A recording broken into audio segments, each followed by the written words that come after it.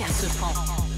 Bonsoir, salut ma pote, salut mon pote, c'est parti pour Made in Rap Club. Et comme c'est son Move Rap Club en mode Made in Rap Club, il fait ce qu'il veut. Il n'est pas encore là du coup, mais il va pas tarder. En tout cas, ils sont déjà là, vous les avez entendus. Ismaël est dans la maison. Je suis de retour. Est-ce que je vous ai manqué un peu? Bien sûr les gars, merci. Voilà, et Serum est là. Et ça y est, il arrive dans la maison. Made in est en train de s'installer. Salut frérot. Carrément, il a le badge Radio France. Carrément, mais c'est chez lui ici, c'est ce qu'on était en train de dire. C'est sa maison maintenant et c'est également son émission. Donc et ce vous soir. Êtes mes employés. Exactement. On peut avoir les applauses maintenant. Bravo. Voilà, bienvenue à toi. Bonsoir, t'es là pour Made in Rap Club. Les gars ça va très bien. Ça va super. Et toi, t'as l'air en pleine forme. Je vais très bien. Ça se voit. En tout cas, t'es là donc pour la sortie de Made in France, ton 8e album qui arrive ce soir à minuit. Et donc, pour ça, Move t'a déroulé le tapis rouge toute cette semaine. Un truc de malade. T'es passé dans la matinale, dans des battles, dans l'after. T'as même squatté la cantine de Radio France. Je la resquatte juste après là. Tu la resquattes juste après. Et j'ai obtenu une revendication communautaire dont je suis très fier. D'accord. Voilà. Donc, de la viande halal et du mafé. Ah bon, tu vas avoir ça? T'as à amené la ça à la maison de la cantine? radio. Oh là là, incroyable. Quelle époque. Je suis très fier de ce troll. Et donc, en tout cas, l'album arrive ce soir à minuit. Et donc, on bouge pas, nous, tant que l'album est pas libérable. Hein, ce soir, on est là jusqu'au bout. Bien sûr, on va pas attendre en se regardant dans les yeux. Ce soir, au programme, il y aura du live avec une grosse performance de Made in sur Move et en direct sur la chaîne YouTube de Move à partir de 23h. Pour le gros son, il y aura aussi les mix de Serum, évidemment. Et restez bien connectés car avant minuit, il va jouer en exclu le titre Hier c'est proche, l'un des gros sons de l'album de Made in. Il y aura aussi l'interview. Qu'est-ce qu'il a répondu? Voilà, que j'ai complètement pété alors, je tiens à le dire. SO Lore, voilà. Okay. C'est simple, hein. J'ai posé des questions te concernant Made in à ton gars sur Salsa et tu devras trouver ses réponses. Voilà. Il y aura également un moment anecdote. On a réuni plusieurs histoires à ton sujet et on va revenir dessus ensemble. Bien sûr, on va parler de Made in France hein, en long et en large, notamment via l'interview Tracklist and Lyrics. On sera en binôme sur ça. On sera en binôme. Et oui, ça a été très dur de faire mes choix. C'est pas un top 5, je le précise, c'est juste une sélection de 5 morceaux qui permettent d'aborder différents aspects de ta carrière. Tu prends pas de risque. Hein. Je prends pas de risque. Mais attends, on va voir. Pour commencer, je pense que j'ai retrouvé ta première apparition sur disque. J'ai fait de l'archéologie. On est en 97 sur une compilation du Havre qui s'appelle Mise au point. Et ça donne ça.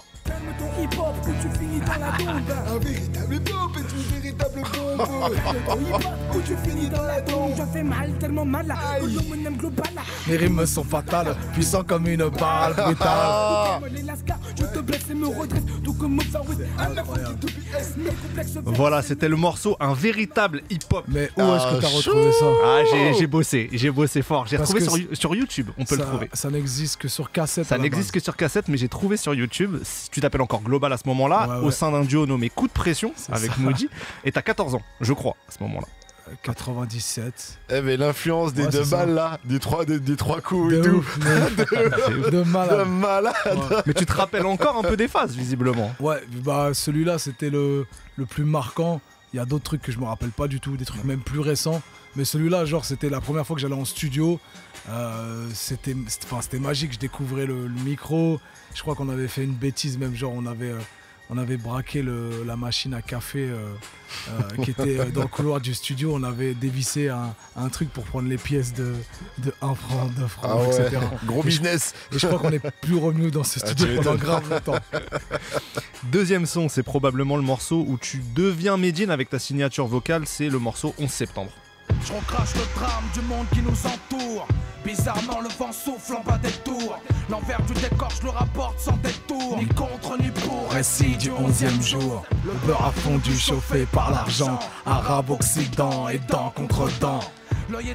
11 septembre, tiré de l'album du même nom en 2004. Alors déjà, est-ce que tu peux nous raconter un peu les conditions particulières d'enregistrement de ce morceau? Parce que je crois que c'était sport, t'étais un peu tout seul. Et puis après, nous expliquer pourquoi c'est un morceau charnière pour toi. C'est précisément le morceau sur lequel je trouve ce ton un peu criard qui fera un peu ma petite signature après. C'est ce morceau qui déclenche tout, cette prod. J'enregistre tout seul au studio Dean Records à l'époque qui est rempli de boîtes d'œufs sur les murs. C'était l'insonorisation d'époque. Comme studio de base, quoi. Exactement. Et moi-même, je fais le contrôle espace pour m'enregistrer. Je cours dans la cabine. Donc, on entend tout ça. Il y a des petites bribes qui restent. Les prises sont imprécises. Okay. Et c'est là où tu trouves cette voix aussi, c'est ce qui va constituer un peu ton essence à ce moment-là. Quoi. Ouais, totalement. C'est à force de faire les allers-retours et l'arrivée était vénère. T'es essoufflé, ouais, j'étais à bout de souffle surtout. Mais donc c'est... Après, je développe le truc, tu sais, de poser les couplets un peu en one shot. Et donc, ça donne des fins de phrases un peu à bout de souffle. Et ça reste dans l'intensité. C'était ça ma signature. Et Salsa, quand il entend ça la première fois, moi, je suis un peu incertain, tu vois. Il me dit, c'est ça. Il me dit, tu vois ça ? Bah, t'en fais 400 comme ça et tu enfonces le clou jusqu'à ce qu'on comprenne qui t'es vraiment. Ok. Nouvel extrait. C'est à titre personnel le premier morceau que je découvre de toi. C'est un son très fort qui parle d'un incendie dans le 13e arrondissement de Paris. Et je vais expliquer après pourquoi je l'ai choisi. Ça s'appelle Boulevard Auriol. Et soudain je me souviens la raison pour laquelle je me suis levé du fauteuil pour les enfants et leurs querelles. Désormais séparé par l'incendie, je cherche le regard d'un de mes fils, d'une de mes filles. Ne bougez pas, j'appelle les combattants du feu, car papa n'est pas assez fort pour sauter dans le feu. Sauter dans le brasier d'un immeuble insalubre, autant fermer les yeux et prier fort pour son salut. Alors, si j'ai choisi ce morceau, c'est pour évoquer l'art du storytelling, qui est un marqueur de ta discographie. J'aurais pu choisir Enfant du Destin, mais c'était trop évident. Le storytelling, c'est un art qui s'est un peu perdu dans le rap et que toi, tu continues de pratiquer. Qu'est-ce qui t'a stimulé et qui continue de te stimuler là-dedans ? Ça s'est pas totalement perdu dans le rap. Orelsan fait très bien ça. Même Lelo fait ça. Et du coup, avec le Manif là, son dernier album. Exactement. Ouais. Et j'ai l'impression en fait que c'est juste que c'est un courant qui est peu utilisé. Mais à chaque fois, j'ai l'impression que ça fait mouche. C'est des morceaux qui restent un peu dans le temps et dans l'histoire. Ça fait date. Et c'était quoi ta question ? Qu'est-ce qui te stimule là-dedans ? Toi, dans l'écriture ? Moi, j'aime bien raconter des histoires. J'aime bien qu'on m'en raconte et parfois, j'aime bien même entendre des histoires que j'ai déjà entendues, mais racontées différemment. Parce que le gars, il met un peu de sa sauce à lui. Et puis, moi, c'est un peu ça. C'est des histoires, en fait, connues. Tu sais, quand je parle de Kunta Kinte, c'est dans le domaine culturel, dans le domaine public aujourd'hui. Tout le monde sait plus ou moins qui est Kunta Kinte. L'histoire de Racine. On parle pas du site compte Instagram, on précise. Non, je parle du vrai Kunta Kinte. Je parle de Alex Allais, de son histoire, de la traite négrière. Et du coup, je l'ai déjà entendu cette histoire, je l'ai déjà vu à la télé, je l'ai déjà entendu sur des titres en référence. Mais c'est bien les réadaptations, c'est bien de les re-raconter ces histoires parce que ça les fait revivre. C'est un peu un genre, c'est mes remakes à moi, quoi. Quel morceau storytelling de toi tu affectionnes le plus ? Du Puncher à Harlem sans hésiter. Pourquoi ? Vas-y, fini. Bah parce que c'est mon morceau favori, c'est les deux figures emblématiques qui me font le plus vibrer, Massoud et Malcolm X, et d'avoir croisé leur destin, de montrer les similitudes qu'il pouvait y avoir entre des leaders dans des pays différents. C'est chargé en émotions pour moi, j'aime beaucoup l'instru, comment Proof il l'a adapté. Il y a des parties où on est vraiment plongé dans l'Afghanistan des années 80 et puis on est vraiment plongé à New York dans le Harlem des années 60 et 70. Ouais, c'est celui que je préfère. Okay. Et il y a une particularité, toi, avec tes storytelling, c'est que c'est souvent des histoires vraies. Alors qu'il y a beaucoup de storytelling dans le rap français qui sont des fictions, quoi. C'est souvent inspiré d'histoires vraies. Il m'arrive d'avoir des full fictions comme sur Table d'écoute, c'est un morceau sorti en 2006. Ouais, je me rappelle. Et moi je tiens tout ça, j'ai rien inventé, je tiens tout ça moi de Oxmo Puccino qui était le maître de cet art là avec les morceaux Pulp Fiction, Monsieur Puccino. C'était incroyable pour moi d'entendre ça et donc je viens de cette école. Ok. Et oui, on enchaîne avec le morceau Biopic en 2012 qui est sur l'EP Medine et puis sur l'album Protesting en 2013, extrait, et on en parle après. À moins de 16 ans pour le rap, j'en cache tout. Parcours épique, épopée d'une équipe. Si le mec tout était une zik, moi je la laisse en repeat, toujours véridique. C'est le socle de ma vie, sur le sample de ma vie. Dean Records, on est la rythmique. Élevé en patrie, on est le premier groupe bio. Au scénario, digne des longues séries d'HBO. Alors, pourquoi j'ai choisi Biopic? La cover du tout nouvel album, c'est ta carte d'identité. Le son Biopic, il incarne déjà cet aspect, je trouve, important de ta carrière, c'est que ta musique, et c'est loin d'être le cas pour tout le monde, c'est vraiment le miroir de ton identité, de tes constructions identitaires au sens propre. C'est un moteur fort de tes textes. Tu court-circuites un peu, à mon sens, tout filtre entre l'individu et l'artiste, jusqu'à peut-être même d'ailleurs ton exposition sur les réseaux récemment. Est-ce que tu es d'accord avec ça? Bah, c'est une belle analyse court-circuitée entre l'individu que je suis et l'artiste. Et j'adore cette expression parce que j'essaie d'être sincère. J'essaie d'avoir une démarche sincère. Du coup, dans ce que je raconte artistiquement, c'est des choses que je vis vraiment, même si j'extrapole parfois, même si j'exagère, même si je vais dans des sujets qui sont parfois périlleux. C'est une réalité c'est ce qui me tracasse, c'est mes névroses un peu. Et puis, je peux pas en fait faire l'impasse sur la légèreté de la vie que je mène. C'est ce qui fait que ça m'amène à faire des morceaux beaucoup plus légers aujourd'hui, d'avoir quelque chose qui se prend moins au sérieux, un peu plus décontracté dans la posture en tout cas. Il parlait de ton exposition sur les réseaux. Je te soupçonne de faire ça pour pouvoir bouger en promo avec toute ta mif et en tournée. Ouais, on tape un peu plus de catering et puis on va dans des beaux hôtels grâce à tout ça. Ouais, c'est aussi une stratégie. On ferait pareil. Bah oui, t'as parlé de sincérité, Medine. On continue avec le morceau Global qui est extrait de Prosélite en 2017. On a une présentation avec ce morceau du Medine 2.0, même 3.0 depuis ta mise à jour musicale amorcée en 2015. On écoute et on revient dessus après. 5e, j'ai souvent servi de bonne boire de dindon en parlant de mes figures favorites comme dans une fanfiction. Faire des cadeaux, se mettre en porte-à-faux pour des journalistes, c'est comme offrir des bracelets électroniques à des braqueurs de bijouterie. Erreur 6, avec tes frères, joue pas les exorcistes. Chacun son itinéraire. Les images sont fortes. Dans son, tu joues au jeu des 7 erreurs entre le Medine des débuts et le Medine de maintenant. Et pour ceux qui te connaîtraient mal, en fait, la remise en question, c'est quelque chose qui est très au cœur de ton processus artistique et j'imagine humain. C'est presque un sport quotidien pour toi. Est-ce que tu peux nous en parler un peu de cette importance-là de la remise en question pour toi? C'est quelque chose que je pratique moi-même dans ma vie au quotidien. Tous les 2 ans, j'espère évoluer sur certaines choses. C'est un mode de vie, c'est un mindset, comme le mot à la mode que tout le monde utilise aujourd'hui, les développeurs personnels. Là.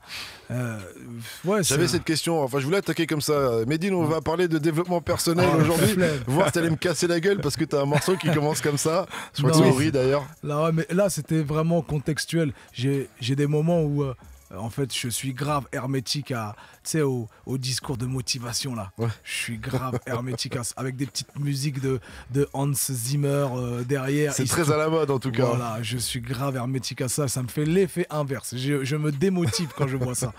Et oui, la remise en question, j'ai l'impression que ça vient aussi un peu de l'équipe d'In Records. Salsa nous a souvent confrontés en fait à nos propres limites en fait et de savoir comment on re-questionne ces limites-là pour se dépasser. Comment on passe d'une époque à une autre, comment on fait pour durer, quelle est notre part de manquement et comment on les analyse publiquement et qu'on rend le truc sain parce que ça peut servir à quelqu'un qui lui est dans une impasse sur certains sujets et ça devient en fait une grille de lecture qu'on partage. Tu n'es plus qu'un artiste qui divertit, tu es un artiste qui te rend utile dans le sens où tu donnes des skills aux gens pour qu'eux-mêmes puissent aborder leur quotidien. Tu as employé, et j'ai juste une dernière question avant de terminer cette rétrospective, tu as dit c'est sain. Ça me fait penser à une question sur le morceau Porteur Sain. Je crois que dans une interview que j'ai lue de toi, où tu disais que c'était un morceau très très important pour toi, qu'elle allait peut-être être c'était à l'époque de Prosélite, donc en 2017, qu'elle allait peut-être être un morceau charnière pour la suite de ta carrière. Est-ce que c'est toujours quelque chose que tu penses sur le morceau Porteur Sain? Ouais, Global, Porteur Sain sont des morceaux charnières, c'est sûr et certain. Et Porteur Sain, c'est vraiment ultra profond. Il ne s'agit pas que de musique pour moi. Il s'agit vraiment de remise en question publique, de re-questionner le sens de mes engagements, de re-questionner le sens de ma croyance, de mes croyances et de savoir ce qu'il y a de la part de réalité, la part de sincérité et la part de posture. De vouloir simplement appartenir à un groupe ou alors d'avoir vraiment l'ambition, l'engagement de cette spiritualité-là. C'est un truc que je fais publiquement. Et ta réflexion à toi, personnelle, elle évolue quand tu écris ou d'abord tu réfléchis, tu lis, enfin ton ton avis évolue et puis après tu écris. C'est les deux. Des fois, j'écris après avoir réfléchi et des fois, je réfléchis en écrivant. Ça m'arrive de trouver des trucs de... Poser, écrire, c'est ce qu'on a dans la tête. Des fois, ça aide à y voir plus clair. Quoi. Voilà, des fois, en fait, j'écris des trucs et je me dis, putain, je l'avais pas vu comme ça. J'ai été loin dans l'écriture, là. Ça m'a bousculé. Mais en fait, c'est ça que je pense au plus profond de moi-même, en fait. Et ça m'arrive de changer en écrivant. Et il y a plein de punchlines hein, dans l'album qui arrive ce soir, mais il y en a une flopée, je les ai pas toutes notées. Il y en a une qui me vient à l'esprit. À un moment, c'est... tu dis que tu as envie de penser le changement et que les autres ont envie de changer le pansement, quoi. Il y a souvent comme ça, elles sont belles. Le fameux chiasme. Exactement. Bon, c'est la fin de la rétrospective. J'avais envie de parler de tellement de sons, de Grand Paris à Grand Médine en passant par Djihad, mais ce sera pour une prochaine fois. Écoutez la discographie de Medine. Ah, il est très très chaud. Ce morceau Medine, l'album arrive ce soir donc à 0-0. Comment tu te sens? Est-ce que tu es pressé? Est-ce que tu es stressé? T'es dans quel état d'esprit? Ouais, je suis pressé que ça sorte. Je vais accueillir la sortie en freestyle, c'est ce qui me réjouit le plus. Ok. Sur Move en plus, donc restez connectés. Honnêtement, je pense que c'est un de tes meilleurs albums. Franchement, je sais pas si tous tes albums ont fait cet effet-là, mais je me suis enjaillé à l'écoute de cet album. Tu dis la même chose à Chiznan quand elle vient présenter ses livres. Tu lui dis c'est ton meilleur livre. C'est pas vrai, je dis jamais. C'est mieux que l'album de Medine. Non, franchement, il m'a vraiment enjaillé cet album. Le fond, la forme, tout ce qu'on aime, tout est présent. C'est dû à quoi? Est-ce que c'est dû à qui? Parce qu'il y a Kano Efi, c'est ça, je prononce correctement? C'est ça, exactement. Félix. Avec qui tu n'avais jamais bossé auparavant. C'est une nouvelle collaboration. Tu parlais de Proof tout à l'heure, avec qui tu as longtemps collaboré. Est-ce qu'il t'a apporté une nouvelle énergie, Kano Efi, ou c'est autre chose? Ça vient d'ailleurs? Ouais, il a canalisé un peu pas mal de trucs et puis il m'a fait prendre des risques. C'est le nouveau réalisateur de tout le projet. Il a donné un fil conducteur, il m'a poussé dans mes retranchements. Ouais, je pense que c'est un travail d'équipe, de sélectionner les prods ensemble. C'est quelqu'un qui a 22 ans, moi j'en ai 39 aujourd'hui. Si je m'entoure pas de gens qui ont une expertise plus moderne que la mienne, j'ai l'impression que je vais vieillir encore plus vite que le temps. Et sur quoi il t'a poussé dans tes retranchements, tu penses? Sur des instrus, sur des placements, sur des techniques aussi d'enregistrement, de reposer certaines prises qui étaient un peu imprécises que je laissais auparavant. Et ouais, c'est vraiment de la technique de studio.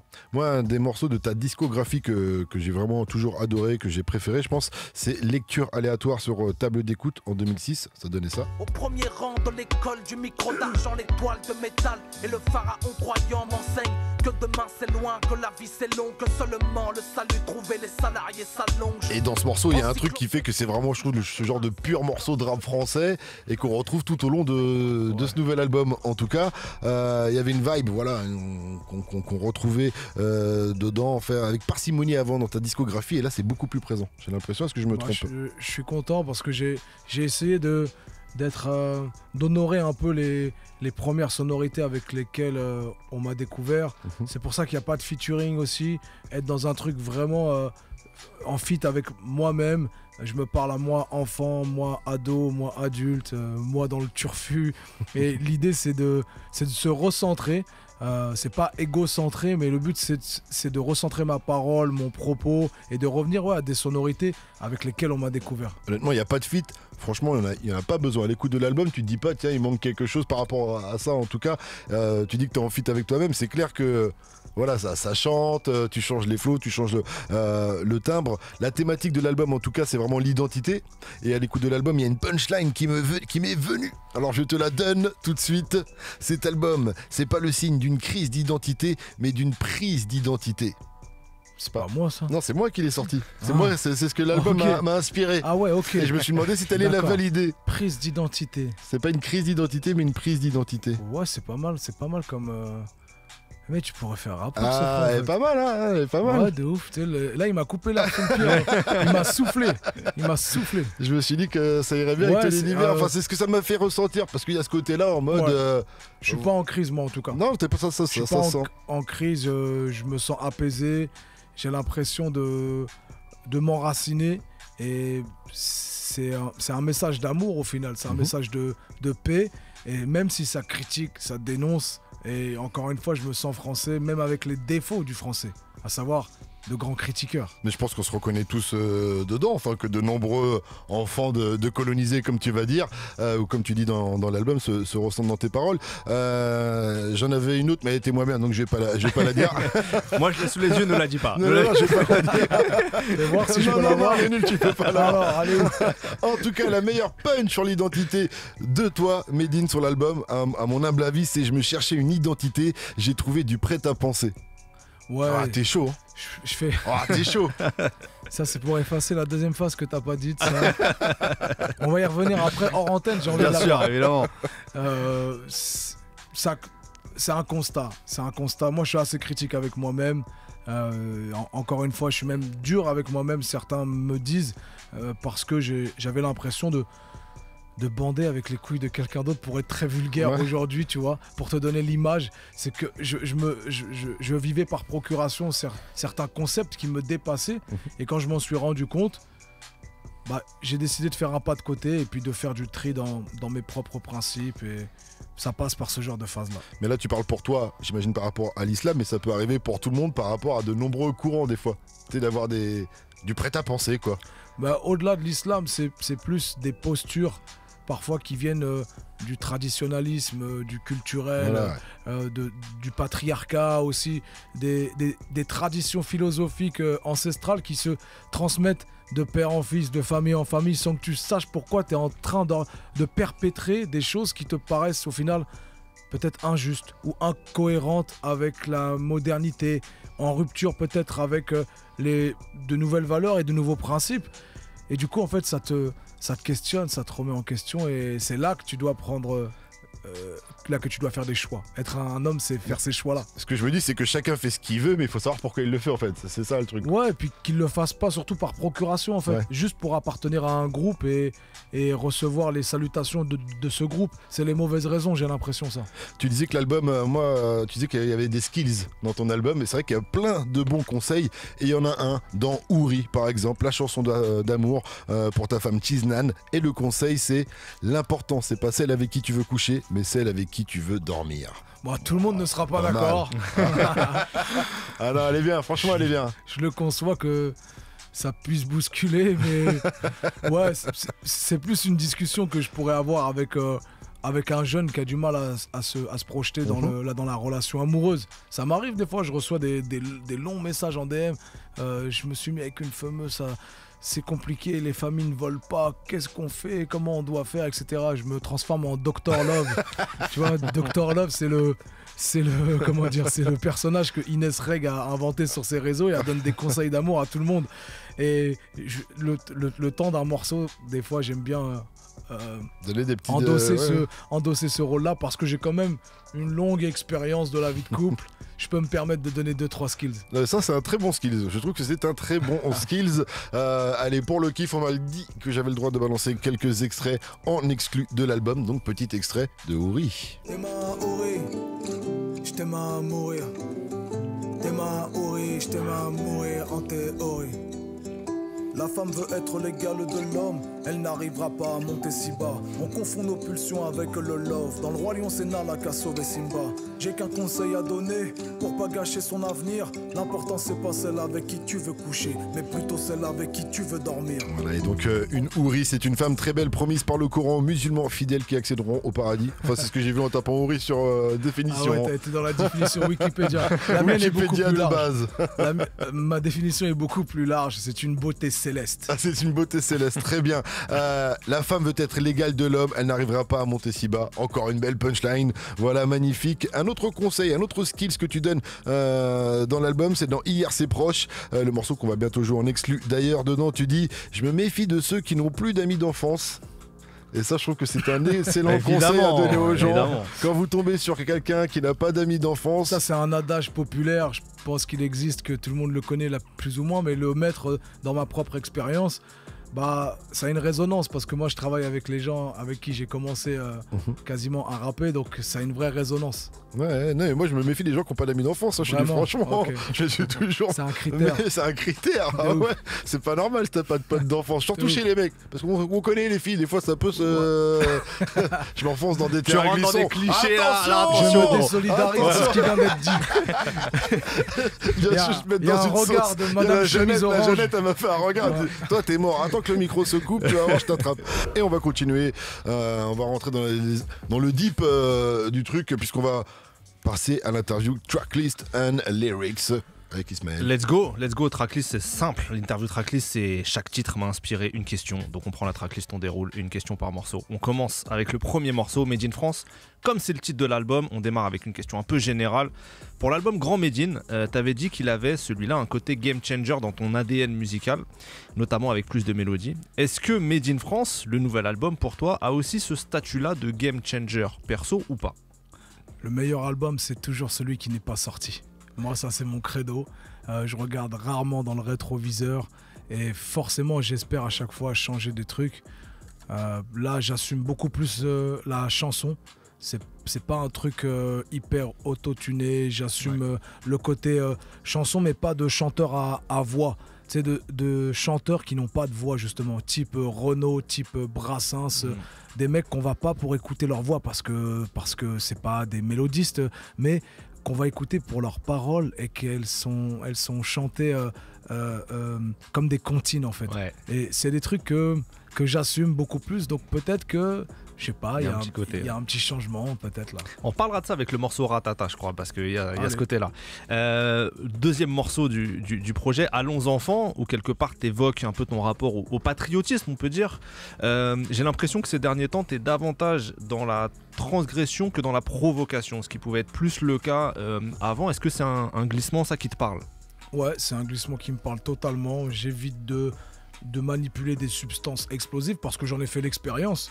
J'en ai fait l'expérience d'avoir des morceaux qui me pètent à la gueule parce que c'était de la pure provocation et que des fois je rajoutais de la provoque sur de la provoque et ça devenait contre-productif. Ouais. Et toujours je faisais un pas de côté, décalé, je réexpliquais ce que j'ai voulu dire.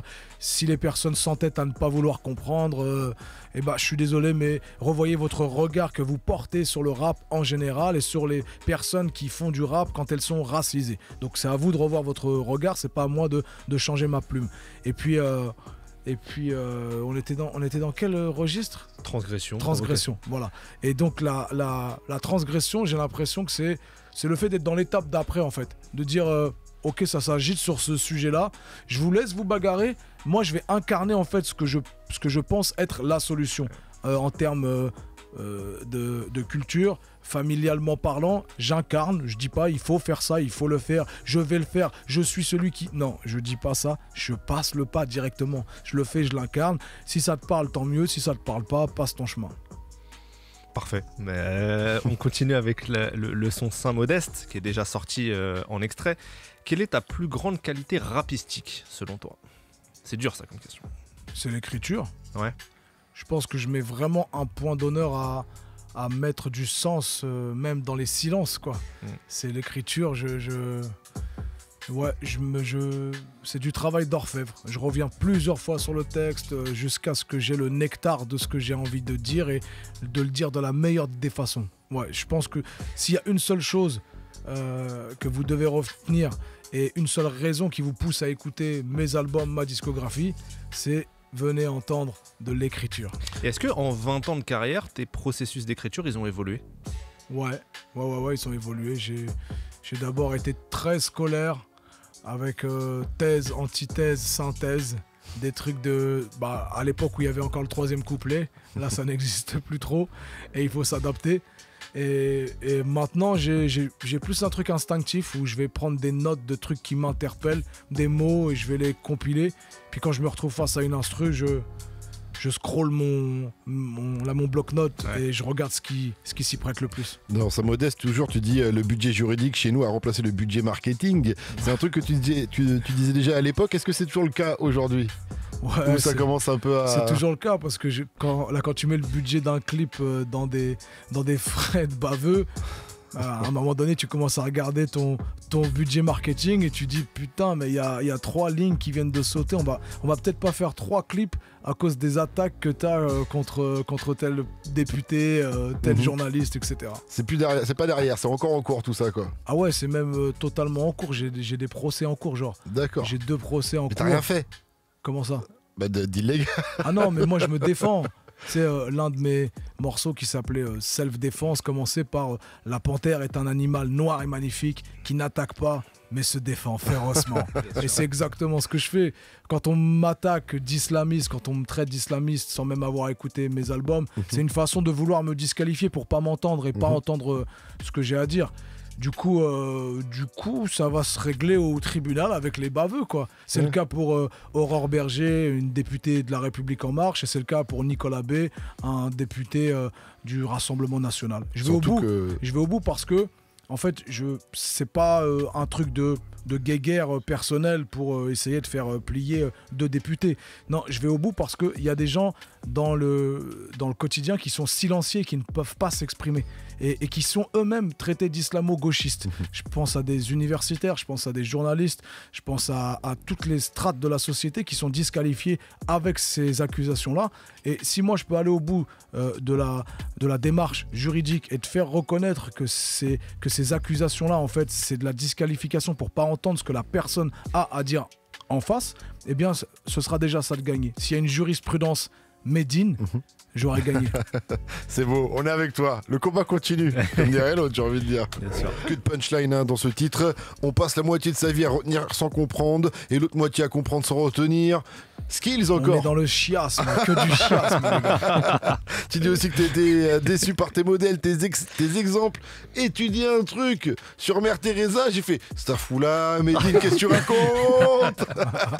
Ça contribue à désidéaliser des grandes figures et de les ramener à taille humaine, en fait. C'est ça le but. Il y a pas longtemps, on m'a dit que Gandhi était pédophile. C'est vrai cette histoire? T'as déjà entendu cette histoire? Ça n'engage que toi.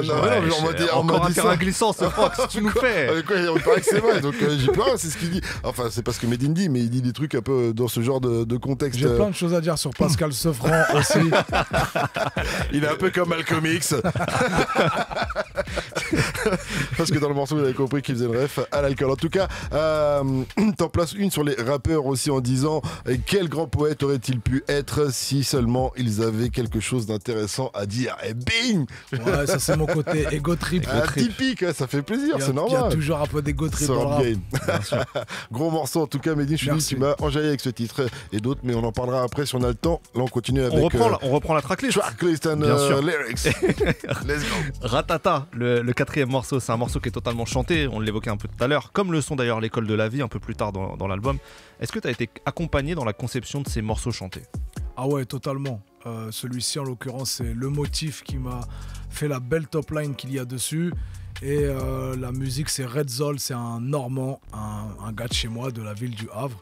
Donc j'ai vraiment été entouré dans ces chansonnettes jusqu'à trouver la bonne technique. Même Félix Kaonefi a beaucoup participé à ce que je maîtrise et que je me sente beaucoup plus rassuré à assumer le côté chanté, chanson française comme on le connaît, mais avec des placements rap, j'allais dire urbain, mais j'allais me prendre le tapis dans les pieds. C'est vraiment un mot que je déteste, vraiment la déplacement peura. Ouais, on ressent ce mélange-là, on le ressent.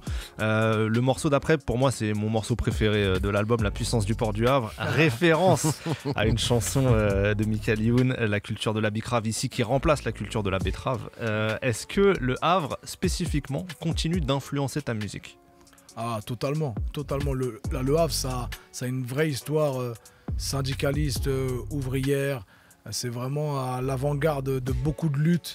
Le Havre, la rebelle, pendant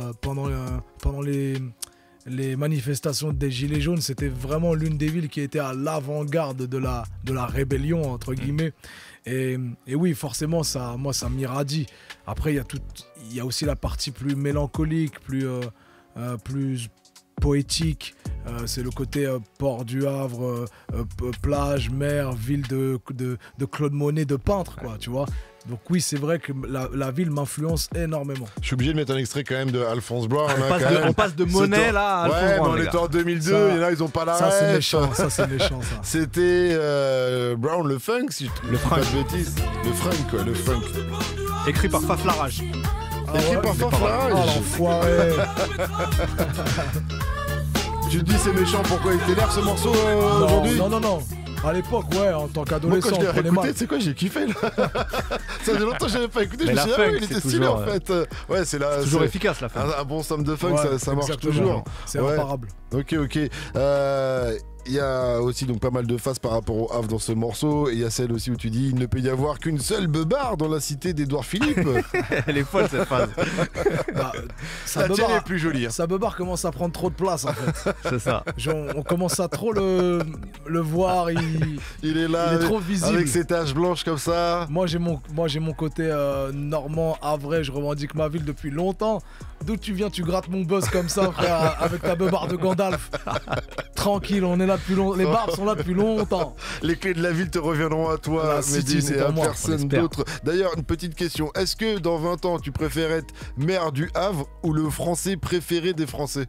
Mais quel dans 20 ans, frère? Dans 5 ans, dans 3 ans. 2026, il dit dans l'album 2026. Dans 26, ça sera soit l'un, soit l'autre. C'est trop tôt, 2026. 2036, c'est possible. Ah, tu vois, il croit pas en moi. Il ne croit pas. Tu vas avoir tout flou quand je vais devenir le maire de la City. Et tu feras Grenier à Somme 2 où tu diras qu'il croyait pas en toi. On y revient. Morceau Médicis. Ensuite, dedans, tu dis pour eux, le rap, c'est le Club Med. Pour moi, c'est la Villa Médicis. Est-ce qu'il y a des trucs que tu t'interdis de faire musicalement encore ou pas? Je m'interdis pas, mais il y a des trucs que je n'aime pas et que l'époque te pousse un peu vers ça pour dire il faut s'adapter. Moi, c'est plus ma daronne par exemple qui me dit lève le pied sur ça, fais un morceau pour les mariages. Tu veux pas faire un truc gentil, tu vois? Et c'est des trucs que j'ai pas envie de faire en fait. Pas parce que c'est ma daronne qui me le dit de le faire et que ça lui plairait, juste parce que j'ai l'impression de pas être dans mon rôle et de me trahir si je fais un truc pour les mariages. On sait jamais, il faut trouver l'angle. Tu me vois en mode Ryan B. Ça serait magnifique, franchement. On continue du coup avec La France au rap français, morceau d'après, un morceau dans lequel tu pars en campagne pour la présidence du rap français. Un peu une de tes premières mesures si tu étais élu président du rap français, ça serait quoi? L'éducation directe, l'éducation et la santé. Réforme de l'éducation, réforme de la santé. De meilleures écoles et de meilleurs hôpitaux.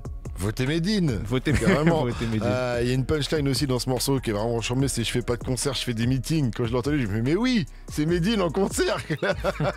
Votez Medine. Ce que j'ai bien aimé aussi, c'est un petit détail, mais c'est les gimmicks des rappeurs du coup qu'on entend sur le refrain, on entend du motherfuck de SCH, du tiens de tiens, du ok de Naps. C'est ma version actualisée des scratchs en fait. Ouais. À l'époque, moi j'aimais bien utiliser les scratchs parce que ça donnait en fait un espèce de propos qui venait d'ailleurs et qui venait exaucer le propos que tu venais d'avoir. Et là, le fait d'avoir des scratchs qui ne sont pas des scratchs à proprement dit, ouais, c'est un peu ma façon de rendre hommage à l'époque du scratch, quoi. Ouais, parce que c'est un peu passé de mode. Là, t'as touché ses robes en plein cœur. Et on termine justement avec Grenier à Somme. Grenier à Somme, je spoil pas le morceau, mais le somme le plus important de ta carrière, c'est quoi? De ma carrière, pas de ma vie d'homme. Hein. Non. Ouais, je pense au Bataclan, j'imagine. Le fait de pas avoir pu jouer dans un endroit et d'avoir été empêché de jouer dans une salle de concert que j'affectionnais particulièrement parce qu'elle avait une forte symbolique pour le rap en général. Ouais, je pense que c'est un gros bibelot dans mon grenier à Somme, ça.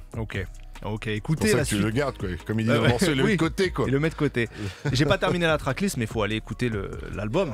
Tout de suite, on enchaîne avec l'interview. Qu'est-ce qu'il a répondu de Salsa? Voilà, j'ai posé des questions à Salsa, ton manager, ton ami, ton producteur, ton frérot, ton frère de pas la même mère, on peut dire ça comme ça. Voilà, vous êtes ensemble depuis toujours, je me rappelle, depuis le premier album, vous étiez déjà ensemble. Et donc, on va voir si vous connaissez si bien que ça. Allez, vas-y. Voilà. Ou si lui te connaît si bien que ça, en tout cas. Alors, première question que je lui ai posée, c'est quel était ton film culte? À toi de deviner sa réponse. Les Évadés. Tu penses qu'il a répondu Les Évadés? En fait, c'est mon vrai film culte, mais est-ce que lui pense que c'est mon vrai film culte? Il a dit soit Les Évadés, soit Malcolm X. Tu vas créer des tensions fortes. Let's go, réponse. Son film culte, Rocky. Tous les Rocky. Tous les Rocky? Merde. Pourquoi tu te dis merde, il a raison ou pas alors? Ou il s'est planté? En fait, moi, je suis un gros lâche en fait des top 5, des top 3, tout ça. Je suis un gros lâche. Mais Les Évadés, ça reste mon top 1 en fait. Ouais, c'est mon top 1. Avec Morgan Freeman. T'aurais dû dire quelle est la série de films cultes. Faut préciser les questions. Mais moi, j'ai posé le film culte. C'est lui qui m'a dit après Rocky et tous les Rocky. C'est ce qu'il a répondu. Tous les Rocky jusqu'au 6, le Balboa, même les Creed et tout. Pendant longtemps, le 5, j'aimais pas. Je l'ai regardé avec du recul et c'est un bon Rocky parce qu'il est honnête sur ce qu'est le rêve américain. Et le Balboa, ouais, j'étais content. Le Creed 1, c'est pas mal. Le 2, c'est dégueulasse. Ouais, j'ai pas vu le 2. Je les ai tous vus sauf le dernier. Mais qu'est-ce qui te plaît chez Rocky? Bah, c'est un petit gars qui commence de tout en bas et puis qui devient et puis qui bat le gars qui est tout en haut et au sommet. Et qui... Pas dans le 1. Pas dans le 1, mais il a gagné la foule. C'est ça en fait. Ouais. Chez Rocky, la particularité, c'est que c'est un peu un loser. C'est un encaisseur. C'est le mec qui va prendre tous les coups, qui va ressortir la tête comme ça. Il se fait aplatir. Mais le gars, il gagne la foule. Et c'est le meilleur des combats à gagner. Plus que de forcément gagner contre son adversaire, t'as remporté la foule. Ok, on continue. J'ai demandé à Salsa donc un mot pour décrire ton nouvel album. Qu'est-ce qu'il a répondu?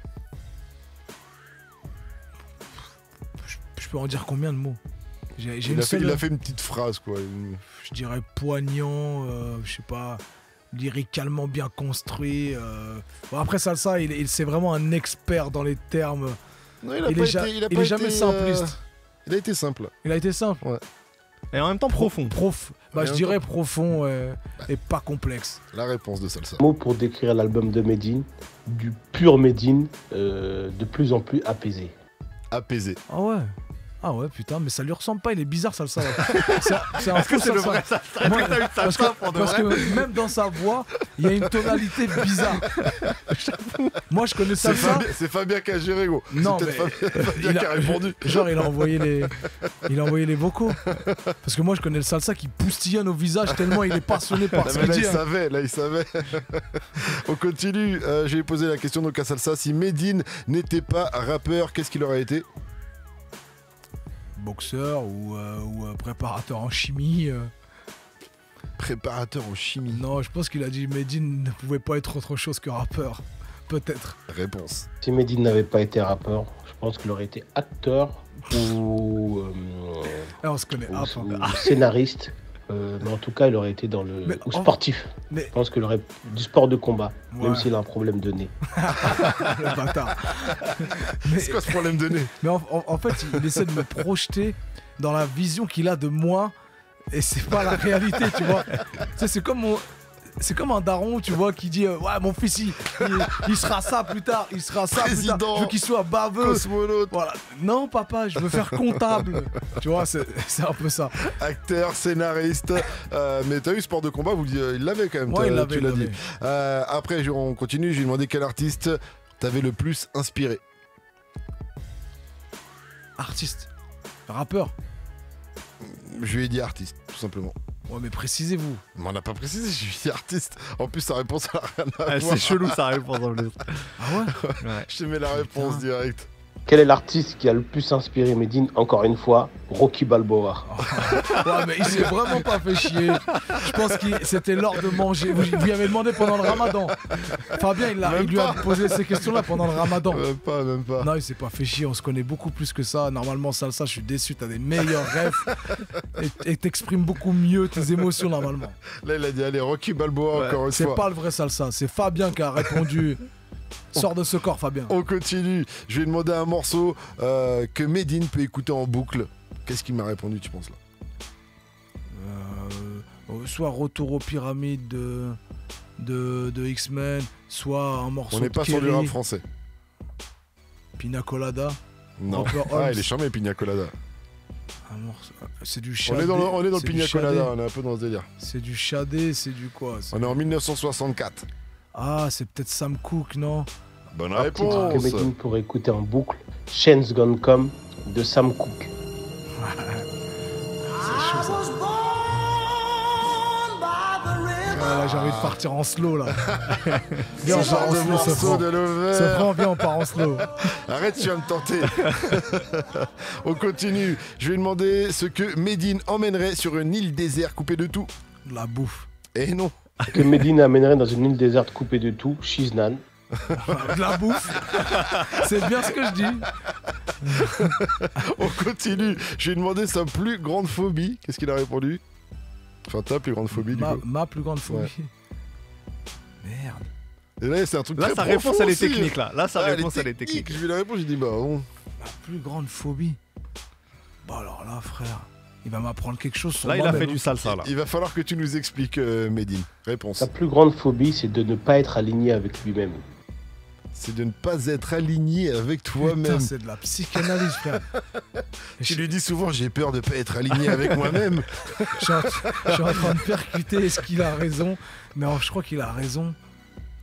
Ça veut dire quoi, pas aligné avec moi-même? Bah, je sais pas, que t'es pas en accord avec tes propos. Ouais, c'est ça, pas être en phase avec toi-même. Ouais, il a grave raison, en vrai. Ça rejoint tout ce qu'on disait tout à l'heure. Hein. Putain, il me connaît mieux que moi, je me connais. Ah, tu vois, finalement. Ouais, c'est un show, ça. Quand il fait du salsa, il est vraiment chaud. Là, il a fait du salsa. Là, c'est pas Fabien qui a ghostwrité. Et pour terminer, une petite dernière, je vais demander quel était ton plus grand défaut. Et franchement, c'est un défaut. Moi, franchement, tu ferais ça quand je suis avec toi, ça m'énerverait aussi, quoi. Putain. Et on va peut-être le voir dans pas longtemps, ça. Merde. Je te mets sur la voie. Puisque nous allons bientôt manger. Ouais. Je suis gourmand. Ouais. Ça. C'est par rapport à la bouffe. C'est par rapport à la bouffe. C'est vrai que je m'embrouille souvent dans les restaurants. Je suis le genre de client un peu relou. Ah, je sais pas. Ouais, mais c'est la bouffe en tout cas. C'est sûr, c'est la bouffe. Réponse. Et son plus gros défaut, c'est de sentir la bouffe avant de la manger. Ah ouais, il la ressent systématiquement avant de la manger pour savoir si je sais pas. Ah ouais, et ça, c'est son plus gros défaut. Ça m'énerve quand il fait ça. Mais moi aussi, ça m'énerve, je te comprends, salsa. Ouais, c'est grave vrai. Je la sens, je sais pas pourquoi, mais il la sent. C'est pour que les saveurs soient complètes. Faire travailler tous les sens du corps. La vue, l'ouïe, l'odorat, aligné avec moi-même. Tu veux vraiment humer le truc, quoi. Ouais, pour rester aligné avec le repas. Ouais, c'est vrai que c'est un défaut. Ça, je comprends que ça peut être stressant. En tout cas, effectivement, nous allons bientôt manger parce qu'on va bientôt marquer une courte pause. Mais d'abord, on termine avec quelques petites anecdotes rapides avec Ismaël. Le concept est très simple. J'ai parlé à quelques collaborateurs à toi et on va revenir sur quelques histoires. Pour commencer, j'ai discuté avec ton styliste, Jamal Belabès, l'homme l'homme responsable entre autres de ton succès dans les classements JQ au rang des artistes les plus stylés. J'étais 8ème. C'est fou. Ou 7ème, je crois. 7ème devant Vlad des rappeurs, mais grave. C'est ouf. Et il m'a raconté pas mal de choses sur ton rapport à la mode et il a d'ailleurs une question pour toi. Ouais Medine, mon rêve, j'espère que tu vas bien, c'est Jamal. J'ai une question pour toi. Depuis qu'on travaille ensemble, j'ai réussi à te faire kiffer les pièces oversize. Est-ce que tu peux raconter aux auditeurs de Move pourquoi ça ne te parlait pas au début de porter ce type de pièce? Et aujourd'hui, pourquoi est-ce que c'est une pièce qui est devenue incontournable? Pourquoi tu kiffes porter ces pièces-là? Je vais parler de mes complexes là. je voulais pas porter les pièces oversize parce que ça me fâtait. Ça me rendait encore plus gros que je l'étais déjà. Et aujourd'hui, comme j'ai un peu plus fité, tu vois, je l'assume beaucoup plus. Voilà. Tu sais, c'est un effet d'optique en fait, la mode. Voilà. Et il paraît que ça permet quand même de manger un petit peu l'oversize. Ouais, c'est exactement ça en fait. C'est quand je fais des écarts. Et par exemple, comme aujourd'hui, là, c'est un pull à Jamal là, que j'ai. C'est un pull de Jamal et il est oversize. Et ça me permet de faire des petits écarts entre les trucs, de pas être tout le temps gainé, quoi. C'est plus facile d'être en mode oversize quand même quand on est assez fit. Souvent, les personnes plus vont être obèses ou plus on va avoir du poids. Tu t'embourbes, tu t'aventures dans un autre sujet épineux. Je te regardais, c'est vrai. En termes de mode, souvent on met des. Tu vois, on prend parce que j'ai déjà pris du poids aussi, donc on va mettre des trucs là. large, il faut pas faire ça en fait. Si tu veux, je peux enchaîner. Moi, niveau fashion, vous pouvez me demander. Hein. C'est vrai que madame est dans la mode. Vous me connaissez, il n'y a pas de souci. J'ai le temps ou pas encore? Vas-y, rapide. D'ailleurs, on attend la marque Jamal Belabès, on attend la marque de vêtements. J'ai aussi parlé des grosses doudounes qui arrivent, hein, que je porte dans le clip Saint-Modeste. C'était la première fois que je voyais ça. Il me la fout sur le dos, je dis c'est quoi Jamal, la doudoune de Retour vers le futur là? Il me dit ça, c'est moi, c'est ma propre confection et je les balance bientôt, je les drop. Donc si vous voulez, Jamal Da Gang. On va attendre quelques mois quand même avant d'aller s'acheter les doudounes, mais y a pas de J'ai aussi parlé à Coria, le célèbre photographe du rap français. Il m'a dit que la pochette de Storyteller avait été épique. Est-ce que tu peux nous raconter ça? Storyteller, si vous vous rappelez, je suis sur un espèce de mur géant, un brise-vent, ça s'appelle, et c'est écrit le Havre en gros dessus. Et je monte au milieu de ce mur, mais sans lanière, sans rien du tout, en cascadeur, en Belmondo.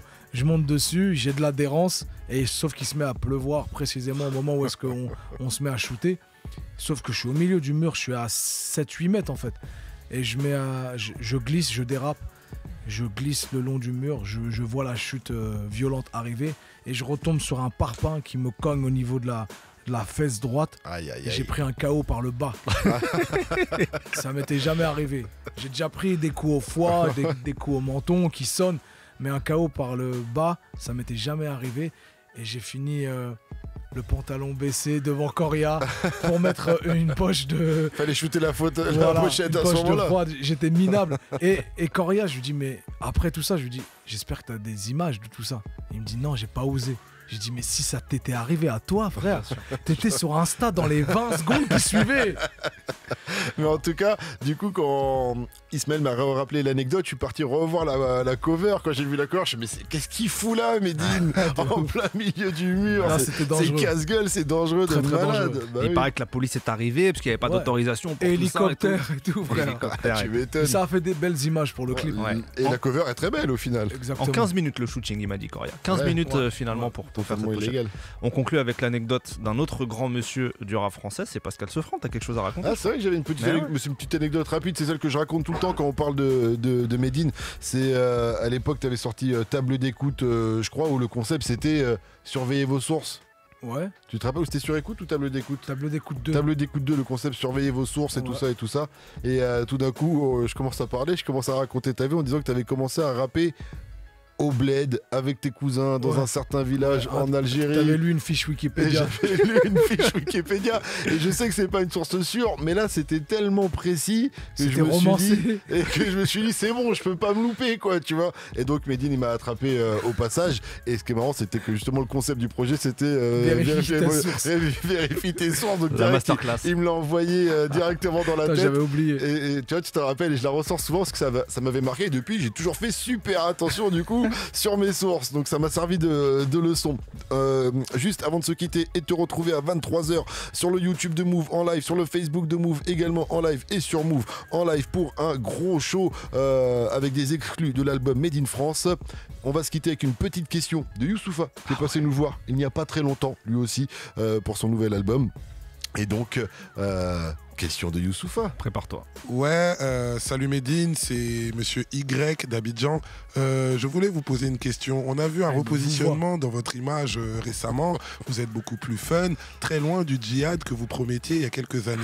Je voulais savoir, est-ce que désormais vous mangez du porc? Voilà, bonne journée.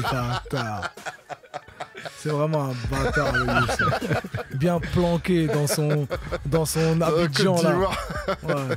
Tranquille, voilà. Bon. Non, très chaud le Youss. C'est vraiment, on passe des soirées incroyables avec lui. Bon, on a bien rigolé avec Youssoupha parce qu'en plus quand il est venu, donc c'était il y a pas très longtemps, et lui il est revenu avec le premier extrait de son album qui était Ama Piano, un morceau très festif, dansant de ouf.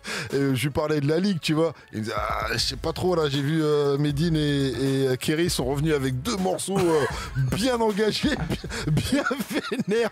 Tu vois, c'était Made in France, et j'ai plus le nom du morceau de République, je crois, ou en tout cas un morceau de 8 minutes, voilà, de Kerry James, où dedans il fustige un peu, voilà, la société comme souvent. Et Youss, il est en congolerie totale. Il est en train de, il casse la démarche. Il m'a dit, je sais pas trop la ligue là, je sais pas si je suis bien dans la bonne vibe, ça m'a fait rigoler, quoi. Pas bien aligné encore. Voilà, pas très bien aligné. C'est les agendas qui n'arrivent pas à s'aligner surtout. Voilà, ça se fera peut-être un jour. L'histoire n'est pas finie. En tout cas, les streams est fort. Made in France arrive ce soir à minuit.